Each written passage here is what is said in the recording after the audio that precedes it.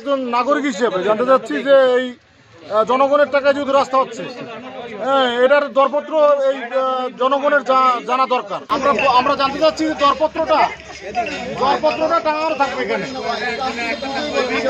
কত টাকার এস্টিমেট, কত টাকা? এক ব্যাগ সিমেন্টের সাথে, হ্যাঁ, যদি এখানে যদি দিয়ে বানায়, কাঠ দিয়া, ওরা তো দিচ্ছে কি দিয়া, আমরা গামলা দিয়ে দিচ্ছে, তাই না? সেক্ষেত্রে আমার দেখা যাচ্ছে যে 100 আড়াইতে যাইয়ে পরে যে আমাদের 4টে হলো 4 জুড়ি খোয়া আর 2.5 দিনের মতো ধরেন বালু হবে আর 1 ব্যাগ সিমেন্ট হলো রেশিও। এই আসলে তো আমি আমার স্টাফ সাব ইঞ্জিনিয়ার রিপন দাসের সাথে যখন কথা বলছি, কাজটা শুরু হয়েছে তো আপনার দুপুরের দিকে প্রায়। আর ওই সময় যখন বৃষ্টি ছিল, ওরা আবার পরবর্তী জগ আনছে, জগ দিয়ে পানি অপসারণ করছে এবং ওইখানে বসে। যেহেতু আমরা আজকে যেহেতু আবহাওয়া একটু খারাপ আছে, আগামীকালকে যদি এই ধরনের আবহাওয়া থাকে তাহলে কিন্তু আমরা কাজ করতে দিব না।